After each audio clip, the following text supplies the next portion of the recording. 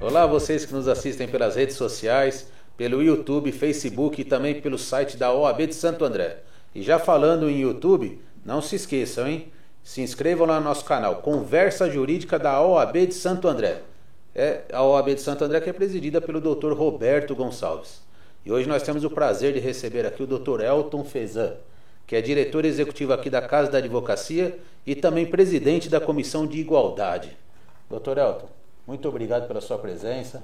É um prazer tê-lo aqui, né, para a gente poder debater um tema aqui que vai ser tão interessante para os nossos colegas, né, de um modo geral, que na verdade é como o advogado pode fazer marketing na era digital sem infringir o Estatuto de Ética, né? Verdade, pô, o prazer é meu, já fico feliz de estar aqui contigo, né? E se é para ajudar, nós somos apaixonados pela advocacia, somos apaixonados pelo advogado, pela advogada. Então, se é para somar, se é para ajudar, já me sinto satisfeito, já estou contemplado aqui com o seu programa. É aquele negócio, né, doutor Elton?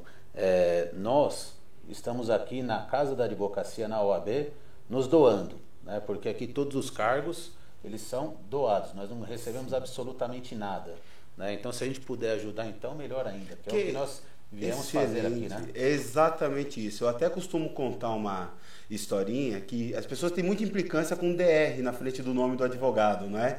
E pouca gente sabe que o DR ele é uma homenagem, porque o advogado ele se doava no início da sociedade brasileira, ele se doava, ajudava a registrar as pessoas, ajudava a fazer atendimento, a documentação para construir a sociedade brasileira. Então, se deu esse DR em homenagem a esse serviço de doação para a sociedade que o advogado desempenhava. Então, assim, advogado que não contribui com a sociedade não merece o DR na frente do nome, né?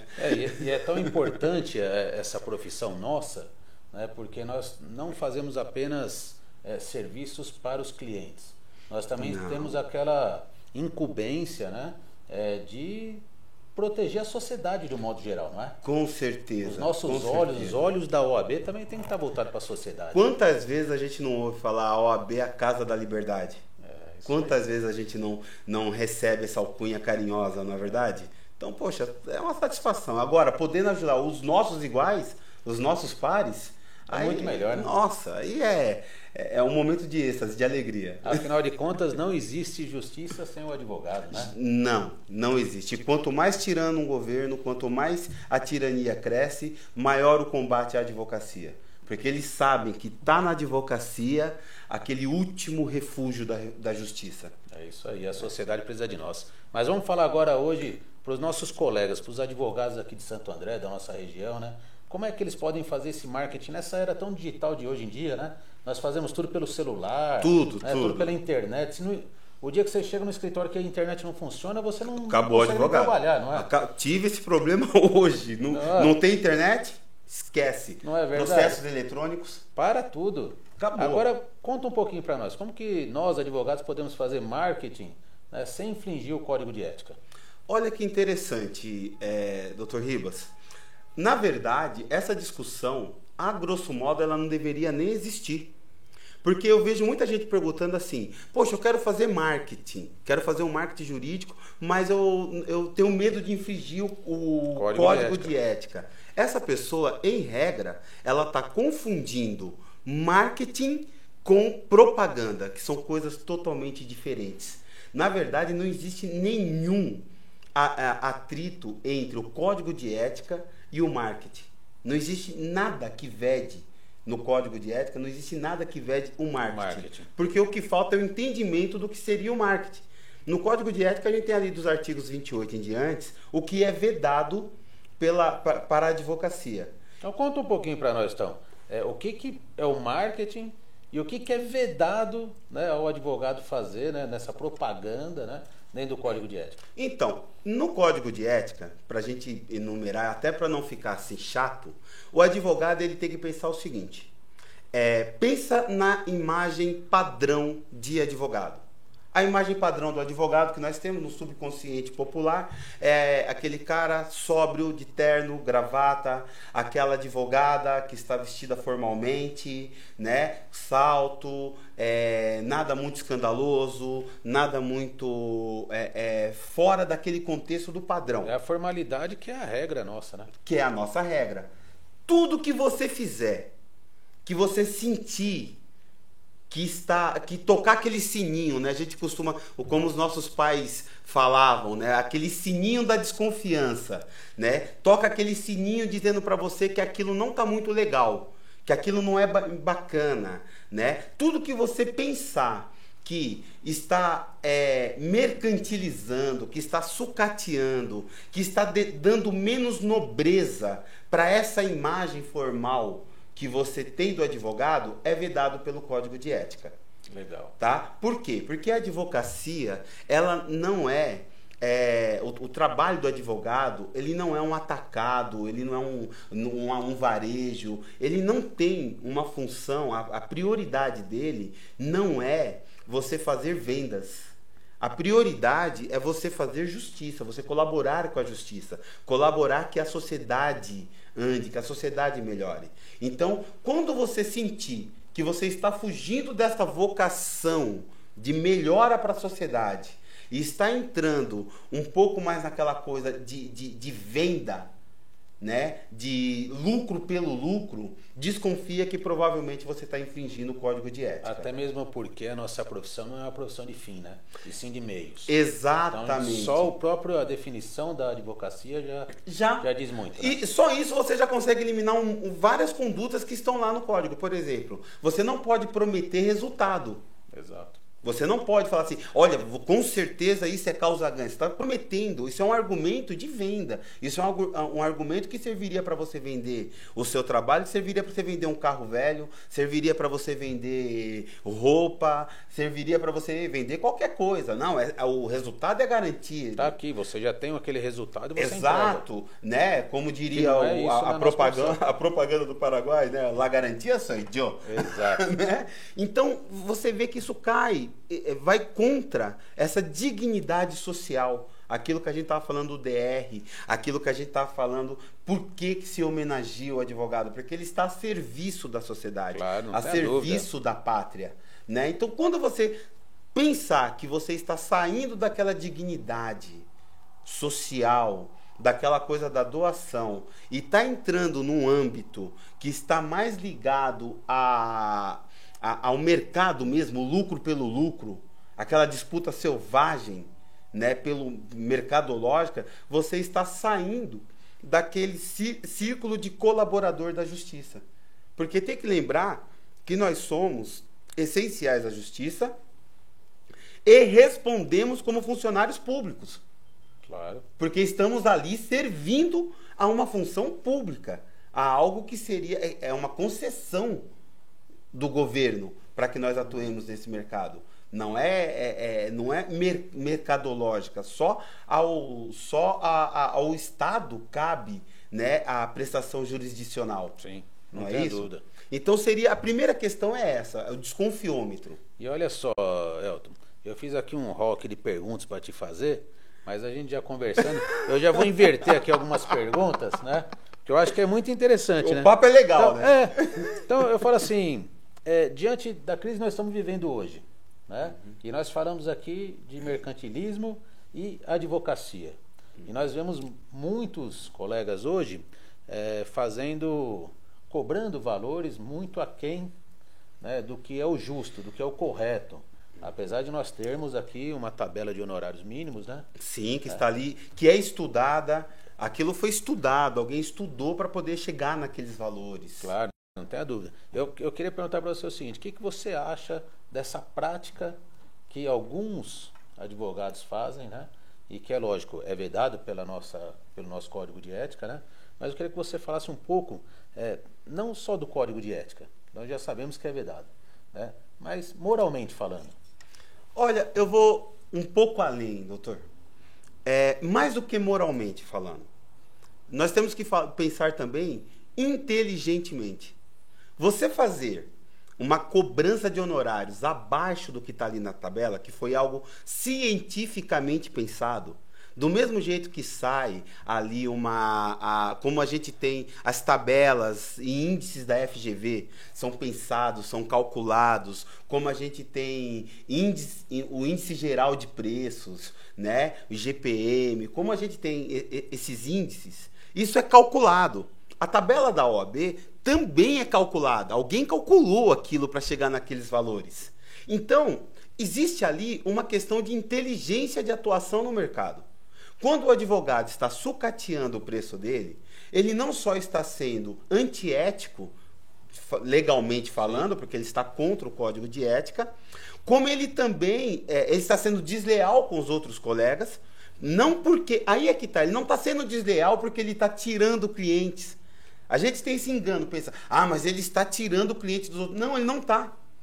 Ele está sendo desleal porque ele está atentando contra a dignidade da advocacia. Contra ele mesmo. Exato, ele tá atentando contra a imagem, aquilo que a gente falou no começo, aquela imagem sóbria, valorizada, aquela imagem digna do advogado, da advogada, está sendo atentada. Ele está jogando contra o time. Claro, então não é que ele está tirando, porque ele não está tirando o pior, ele não está tirando o cliente de ninguém.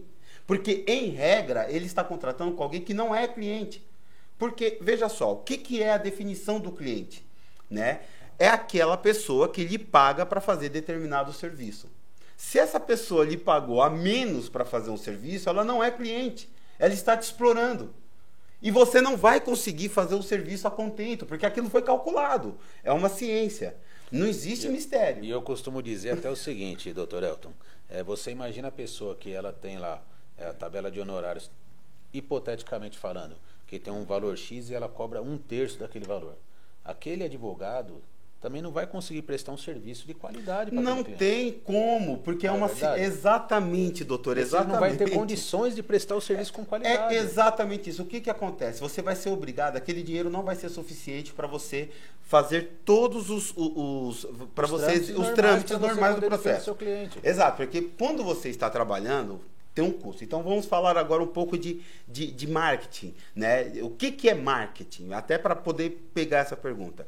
Marketing é mercado.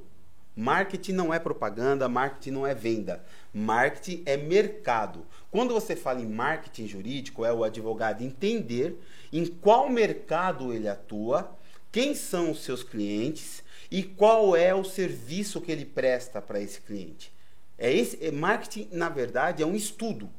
Quando ele cobra menos, ele já está indo contra esse estudo, porque ele pegou um estudo pronto, né, de valor, ele pegou ali uma análise de custo pronta que alguém fez para ele, que a nossa classe fez para ele, a OAB elaborou aquilo através de seus técnicos, e ele está indo contra uma ciência que foi executada para ele poder atuar no mercado. Eu estou lhe dando uma informação e você está jogando essa informação no lixo. Exato. Eu estou pegando uma informação técnica pensada, tipo, olha, o seu serviço, para você conseguir executar, fazer todos os... Vamos supor que você atue com inventário.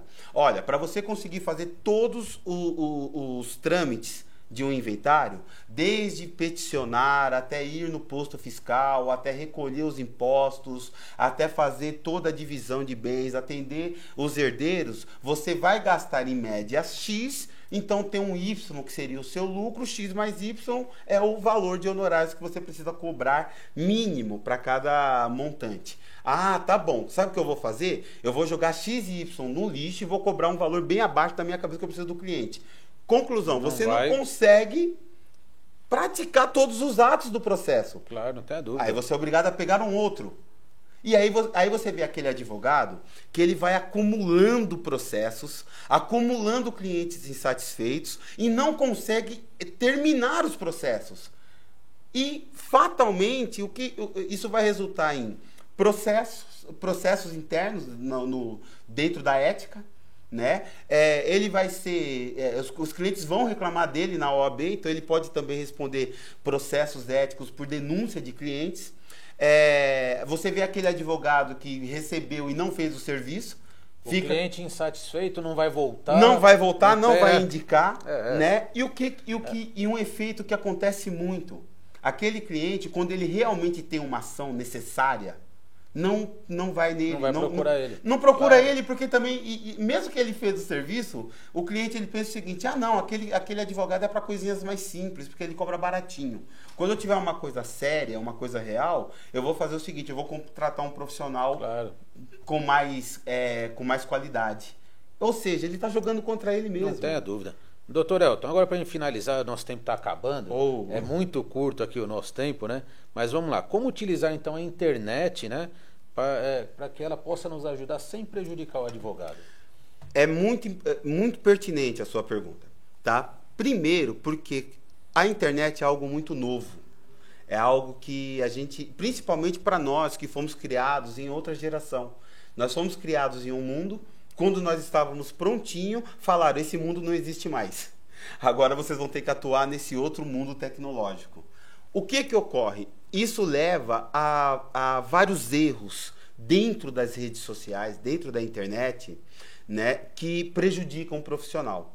E às vezes prejudicam muito, levando a processos de ética, levando a perda de clientes, a perda de credibilidade. E eu já vi casos em que o profissional quis, inclusive, abandonar a carreira por conta de inconvenientes da internet que causaram trauma de tal maneira que ele acaba não se sentindo mais à vontade para poder atuar e vem depressão, vem uma série de coisas. Conta um pouquinho, dá uma dica aí para os nossos internautas aí que estão nos assistindo nas redes sociais. A primeira coisa que ele precisa entender, e isso é muito sério, o profissional precisa entender isso, que as redes sociais, a internet, não é algo pessoal.